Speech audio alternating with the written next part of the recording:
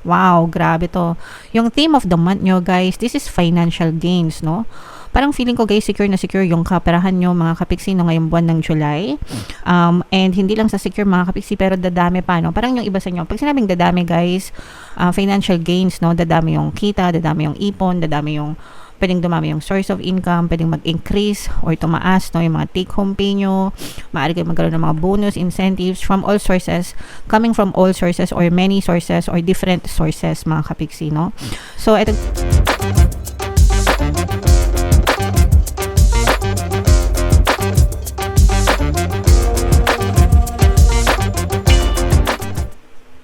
Hello guys, hello Leo, welcome back to Pinoy Pixie Tarot. Ang pamagat ng episode natin for tonight is monthly check-in para ngayong July para sa Leo, Sun, Moon, Rising Sign, and Venus. If in case hindi kayo guys naka-resonate dun sa monthly reading nyo for July, pwede nyo panoorin to. Baka nandito yung energy nyo, mga kapiksi. So, unahin natin tong deck na to guys. Tingnan natin yung mga mensahe para sa inyo or angel messages for you, mga kapiksi.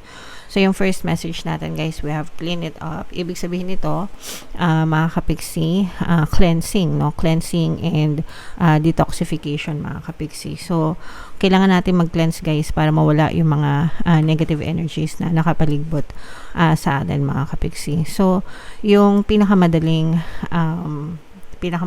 but also very effective way of cleansing guys is yung paliligo sa tubig dagat, mga kapiksi, kasi yung mga dagat, rivers, oceans, lake, meron silang mga natural cleansing properties, mga kapiksi. Okay, so kapag naligo kayo sa mga tubig dagat, naki-cleanse kayo at the same time nare-re-energize din kayo, nare-recharge yung mga batteries nyo, kumbaga, mga kapiksi.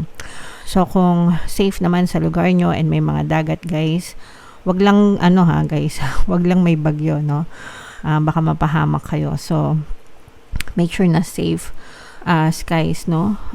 Subukan nyo maligo sa mga tubig dagat guys para ma-cleanse and ma-recharge kayo. Kung wala namang tubig dagat guys, magsaliksik na lang kayo. Napakaraming pamamaraan ng cleansing, mga kapiksi.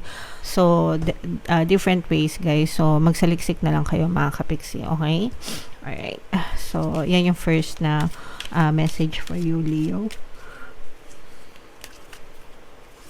Another message for you guys is yung Treasure Island. Ibig sabihin nito guys, nasa paligid mo lang yung totoong treasure, yung totoong kayamanan. So hindi mo na kailangan tumingin sa malayo or maghanap sa malayo, mga kapiksi. Yung mga tao sa paligid mo, mga bagay, mga sitwasyon, sometimes treasure sila. Minsan na take for granted natin, ibig sabihin hindi natin masyadong pinapansin, no? Dahil masyado tayong nakafocus sa mga problema, ganyan. Pero wag nating i-take for granted guys yung mga tao, bagay, sitwasyon sa paligid natin. I-exhaust muna natin sila guys, kasi most of the time sila talaga yung totoong treasure natin sa buhay. Okay? Alright. And another message for you. Time for a nap, mga kapiksi. Parang sinasabihan ako.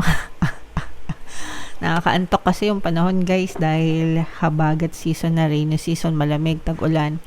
So kung napapagod kayo guys, magpahinga kayo.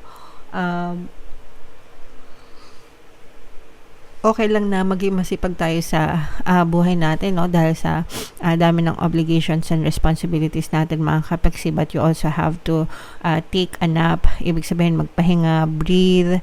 Minsan kasi na burn out tayo or napapagod tayo, and hindi lang kailangan din natin yun para sa ating kalusugan, guys, no? So for some of you, ito yung message for you guys. Okay? So comment down below if feeling nyo nakaresonate kayo sa mga mensahe guys. Shuffle natin to. Hanapin ko yung energy ng Leo, mga kapiksi. Habang sinashuffle ko to, panoorin nyo muna yung video natin regarding sa ating paano mag-manifest ng abundance video course.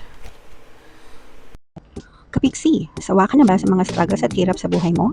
Masipag ka ba at masikap sa buhay ngunit hindi ka pa rin umaasenso? Ilang beses ka na bang nag-attempt mag-negosyo at mag-invest pero palagi ka pa rin nalulugi? Sa pagkakataon na ito ay maaaring may subconscious beliefs ka na nagiging balakid sa iyong pag-unlad at pagyaman. Introducing, paano mag-manifest ng abundance video course.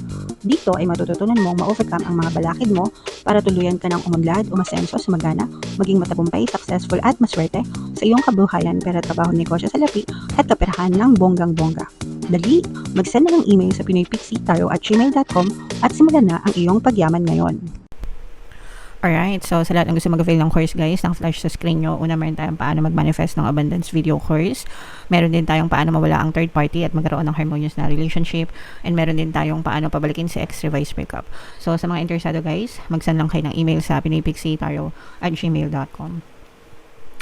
So, Leo guys, kaya in-represent ng Father of Wands. Kung ano na lang yung makaresonate sa inyo guys, take that message kasi hindi lahat ng mensahe ay magre-resonate sa inyo.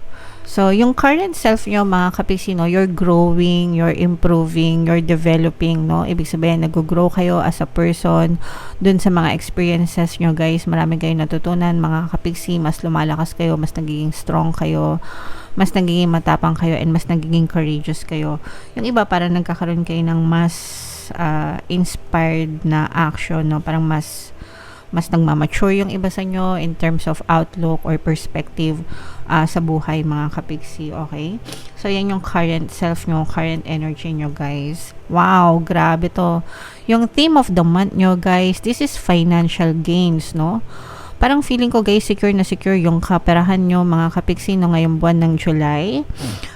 And hindi lang sa secure, mga kapiksi, pero dadami pa, no? Parang yung iba sa nyo, pag sinabing dadami, guys, financial gains, no, dadami yung kita, dadami yung ipon, dadami yung pwedeng dumami yung source of income, pwedeng mag-increase or tumaas, no, yung mga take-home pay nyo, maaari kayo magkaroon ng mga bonus, incentives from all sources, coming from all sources or many sources or different sources, mga kapiksi, no. So, ito guys, syempre, gusto natin yung peg na to, so i-mind nyo na yan sa comment section. Yung iba sa inyo guys, parang feeling ko parang nagkakaroon na kayo ng chance na dahil sa sobrang dami or dahil sa dami ng pera na pumapasok sa inyo guys, parang nagkakaroon kayo ng chance na makapag-ipon, hulog sa mga alkansya nyo or sa mga savings account nyo, mga kapiksi, no? So, napakaganda nito. I-mind nyo na yan guys sa comment section. Yung key goal na gusto nyong i-pursue, mga kapiksi, actually, parang meron kayong mga opportunities na gustong balikan, no?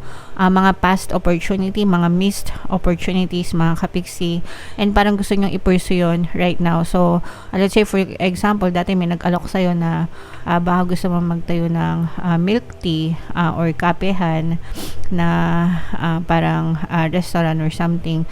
So, dati parang pinalampas mo siya, pero ngayon parang gusto mong i-pursue yung napalampas na opportunity na yun, gusto mong balikan, mga kapiksi. So, depende, iba-iba naman kayo ng sitwasyon, mga kapiksi. Sinampol ko lang yung milk tea or kape, okay?